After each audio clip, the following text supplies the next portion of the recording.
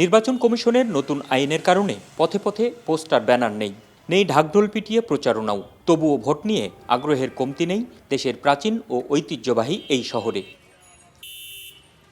বিভাগীয় জেলার সবকটি আসনেই বইছে ভোটের হাওয়া। তবে সবচেয়ে বেশি গুরুত্ব পাচ্ছে রাজশাহী ২ আসন। এখানে ৬ জন প্রার্থী প্রতিদ্বন্দ্বিতা করলেও আলোচনায় আছেন বিএনপি ও জামাতের ২ প্রার্থী। দীর্ঘ সময় ধরে এখানে বিএনপি দলীয় প্রার্থীরা বিজয়ী হয়ে আসলেও সবশেষ 4টি নির্বাচনে এটির দখল নেই মহাজোটের নেতারা।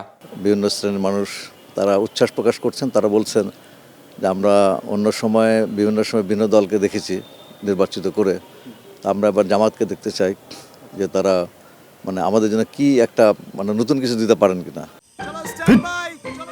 লাইফে কোনো কিছুর গ্যারান্টি নাই, তাই ইন্স্যুরেন্স করুন সিটি ব্যাংকে, কারণ ইন্স্যুরেন্স করলে সিটিতে সুরক্ষা পাবেন নিশ্চিন্তে।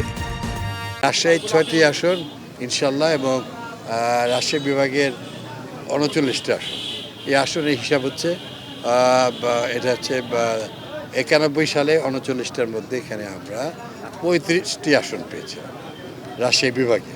আমরা আশা করছি সামনে 12 তারিখের নির্বাচনে ইনশাল্লাহ আমাদের 39টি আসনে আমাদের সকল প্রার্থী বিপুল ভোটে ইনশাল্লাহ বিজয় অর্জন। প্রচারে পিছিয়ে থাকলেও মাঠে নিজেদের অবস্থান জানান দিচ্ছেন অন্য প্রার্থীরাও।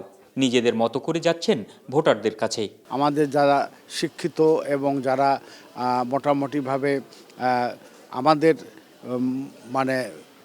আমাদের যে নাগরিক ঐক্যের যে প্রতিশ্রুতি, নির্বাচন প্রতিশ্রুতি, এটাতে তারা উদ্বুদ্ধ হয়ে যারা আছেন তাদের নিয়ে আমরা কাজ করছি।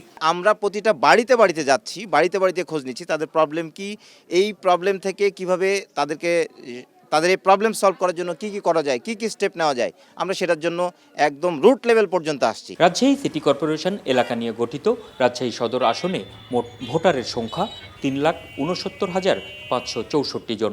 সাধারণত প্রার্থীদের অভিযোগ পাল্টা অভিযোগে উত্তপ্ত হয়ে ওঠে ভোটের মাঠ। তবে রাজশাহীর গুরুত্বপূর্ণ এই আসনের প্রধান 2 প্রতিদ্বন্দ্বীর যে সৌহার্দ্যপূর্ণ সম্পর্ক সেটি আশাবাদী করেছে সাধারণ মানুষকে। শেষ পর্যন্ত তাদের এই সৌহার্দ্যপূর্ণ সম্পর্ক অব্যাহত থাকলে সুন্দর একটি নির্বাচন পাওয়া সম্ভব বলে মনে করছেন সাধারণ ভোটাররা। Ahsan Habib, Apu, one news, Rajshahi.